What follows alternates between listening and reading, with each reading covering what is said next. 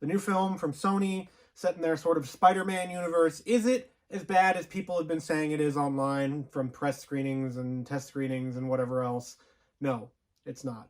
Those people will tell you that it's a gigantic pile of shit that's unwatchable, and that is pretty far from the truth. The movie is obviously not perfect.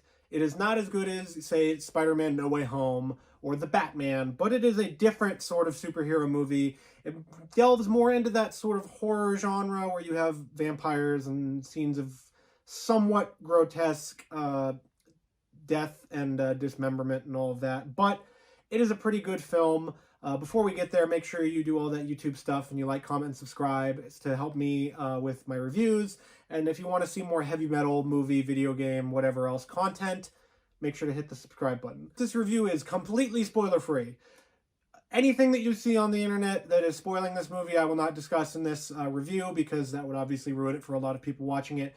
So it's more important that you go and see Morbius and learn it for yourself instead of reading about the spoilers online. It stars Jared Leto as Morbius, and I know Jared Leto isn't everybody's favorite person on the planet, especially when it comes to acting and performances, but he's pretty damn good in Morbius. He plays the character very well. Matt Smith stars as his friend Milo. Adria Arjona stars as Martine Bancroft, Dr. Martine Bancroft, as she'll remind you in the movie. Jared Harris stars as Dr. Nichols, Tyrese Gibson stars as Simon Stroud, and Al Madrigal stars as Agent Rodriguez. It's directed by Daniel Espinosa and written by Matt Sazama and Burke Sharpless. If you want vampires fighting, this movie is exactly for you. You will get what you want and then some. It's an excellent origin story for the character of Michael Morbius. You get just enough of what he's all about and what makes him tick, but you don't get too much to where it bogs down a bit or too much at the beginning of the movie. The fights range from pretty good to outright awesome. The final fight is pretty damn great. It's an interesting twist on the superhero movie final fight. It obviously does have some of those hallmarks that you can expect from those final fights in superhero movies, but this one does it a little bit differently. The effects look pretty good. A lot of people have come out and said that the effects look like crap from the trailers and all of that. Well, they look pretty good. They're about on par with other, big budget superhero movies that you can see out there. They're not so great that they're going to change the medium, but they don't look like a Snapchat filter. That's just what they are. We're at that point where we're the sort of mid-budget superhero movie, mid-budget being a huge amount of money, but it's not like, Avengers Endgame and Avengers Infinity War being $1 billion to produce for both of them. It's about in the middle for those effects. Like I said, the final fight is the biggest highlight of the film. It takes that sort of final fighting, sort of Dragon Ball Z style, and tweaks it just a little bit to fit sort of the Morbius arc here. But it is awesome when you do get to see it, so take a look out for that when you see Morbius. The movie isn't all action, though. There's a lot of comedy. There's a lot of horror in this movie. There are some absolutely frightening scenes involving Morbius, the vampire, the living vampire. It takes a lot from those genres, those vampire horror sort of movies like The Lost Boys or Blade or anything else that you can think of in vampire genre, the modern vampire genre. Jared Leto does admirably. If you don't like Jared Leto, you're not going to like him anyway. This movie isn't going to change your mind. If you do like Jared Leto, this might make you like him a little bit more. He's very personable in this movie. He's not too silly. He's not too campy. He doesn't go too far into that sort of spectrum that he has where he can really dial it up like in House of Gucci, but he sort of reins it in for some of them. And some of these scenes are actually like really damn entertaining, and it's pretty great when he's sitting there spouting off medical advice to a guy as he's breaking every bone in his hand and saying, that's this one, that's this one, that's this one, that's this one, and the guy's sitting there screaming in pain. Those moments are great where you get him with that, like that with Morbius, and it's those ones where it adds sort of that extra personable sort of charisma to it, where you have the character and he just latches on. Audiences are going to latch onto him in those moments. There's other moments where it's less so, but it's in particular, those moments are pretty awesome.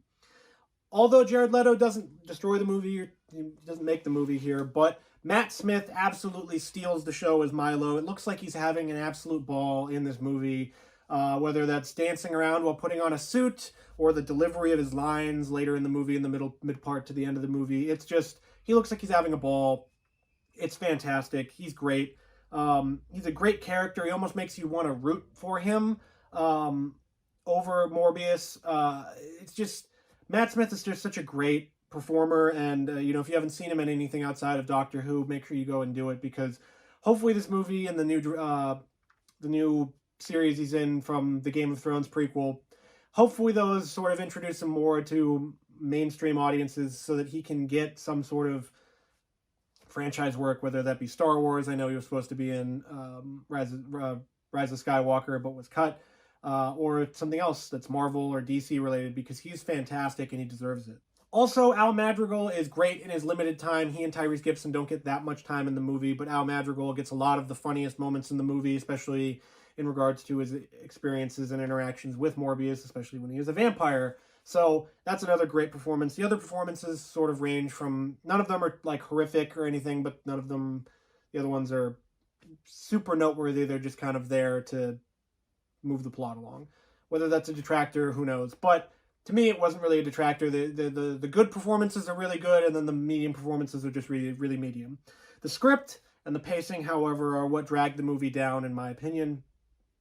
It's sometimes, even for like the really important moments in the movie, the dialogue at some points is really hard to hear, whether it's a character dying and they're saying something as they're dying, like that, and you can't really hear them. So the moment gets lost, or another character is in trouble or something, and it's really just hard for like either the delivery that the actor gave or the sound mixing or whatever. It's just hard to hear at certain points, and it takes away from some of the biggest moments of the movie. Other than that, some of the dialogue is a bit cheesy. There is a sort of line that lends itself to another Marvel character here with the delivery of it. The audience, in my case, did laugh at it. It was funny, but some of it is a bit cheesy. The pacing of the film, it takes a long time to get to where it needs to get vampires kicking ass. And all the stuff before that, it takes too long. It just, like, they lopped off, it's a 2-hour movie, so it's not like Venom Let There Be Carnage, where it's like an hour and 20 minutes.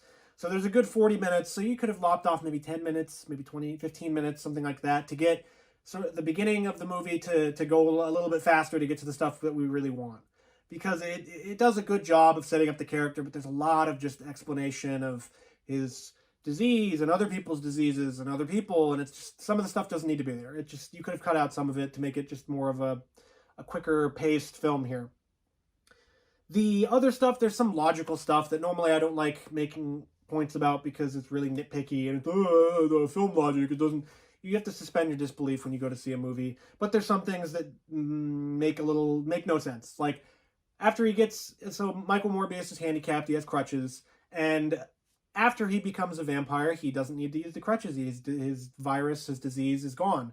And so no one at his job questions why is that guy really, really buff and walking around without his crutches? None of his patients do, and it makes big mention of the fact that he is a vital member of the hospital, is a vital member to his patients, and so none of them question and ask why this guy is walking.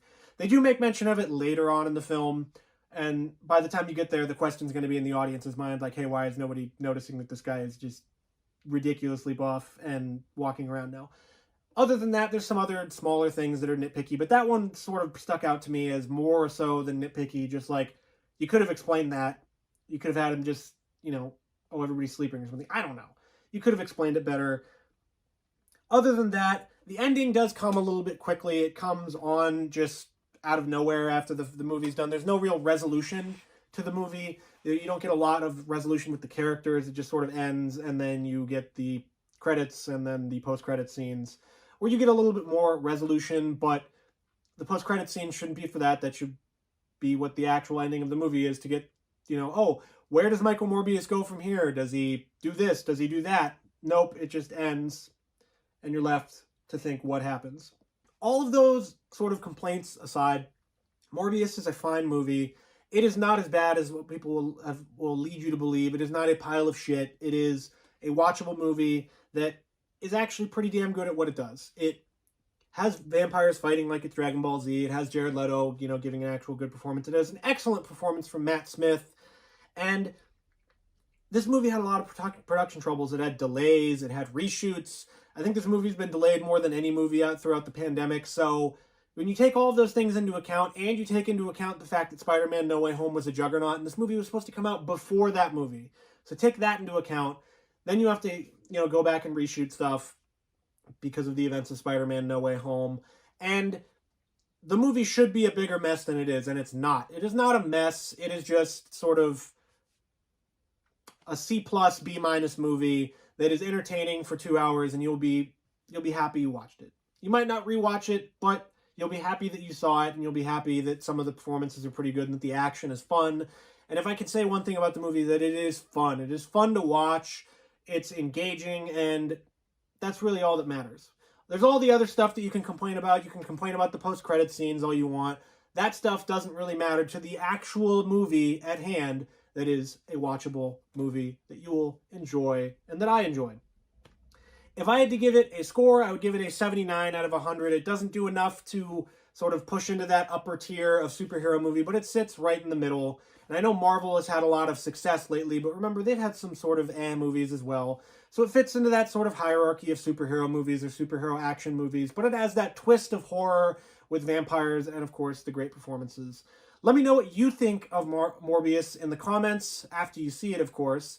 And let me know where you think this character is going to go. Where do you think Sony is going to go with their Spider-Man universe after this? Because it's very interesting to see what they're going to do. We have a couple more, I think 2 movies left on Tom Holland's contract to Spider-Man, and then they're going to have to renegotiate all of the Spider-Man sharing between the 2 companies. And of course, because Sony makes a boatload of money off the movies, we're probably going to get more because money. And so there you go. That's it for the review of Morbius. Let me know in the comments and all that good YouTube stuff. Make sure you like, comment, subscribe.